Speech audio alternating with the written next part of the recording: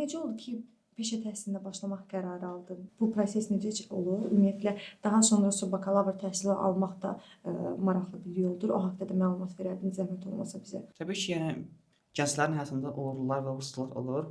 Pandemiya dövrü idi və mən səhhətimlə bağlı müəyyən problemlərlə üzləşmişdim və universitet alınmadı. Lakin mən boş dayanmaq istəmədim və araşdırma apardım.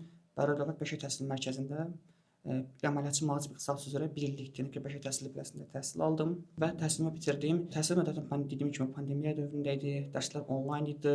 Mən daha çox həmin dövrdə YouTube-dan və digər platformalardan özüm araşdırmalar apardım və ixtisasım haqqında, mühasibatlı haqqında müəyyən nəzəri praktiki biliklərə sahib oldum və davam etdirməyə qərar aldım. Sonra Peşə Təhsili Mərkəzində yeni bir pilot layihə oldu. Mühasibat ixtisası üzrə subakalavr dərəcəsində qəbul əldə elədik və mən sənədlərimi verdim. Müsabiqə mərhələsindən uğurla keçdim və qəbul oldum. Və 3 illik peşə təhsili macəram başladı. Bu mənim üçün belə deyim, bir növ artıq dönüşüm nöqtəsi oldu.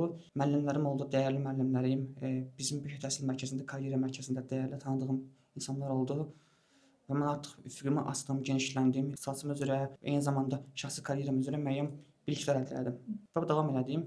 Artıq peşə təhsilində başlayanda, subakalavr dərəcəsində mənim hədəfim universitetə qəbul olmaq idi, ali təhsil almaq idi. Lakin peşə təhsili müddətində gördüm ki, tədris olunan dərslər daha çox praktik idi. Yəni artıq bizə sırf mühasibatlığı öyrədirlər, yəni iş şəraitində görülən işləri, mühasibatlı işləri, çox prosesləri öyrədirlər. Və mən bitirdim. Artıq universitetə qəbul mərhələsi başladı.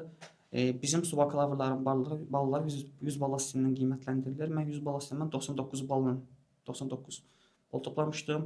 Qırmızı diplomla məzun oldum və eyni zamanda fəxrlənmə diplomu ilə məzun oldum, fəxri fərman aldım və universitetə qəbul oldum. İmtahansız olaraq. Bəli, subakalavrlar. Elə onu soruşacaqdım ki, İsmail. Bəli. Siz 100 ballıq sistemi sənin ortalaman idi subakalavrda, Bəli. yoxsa?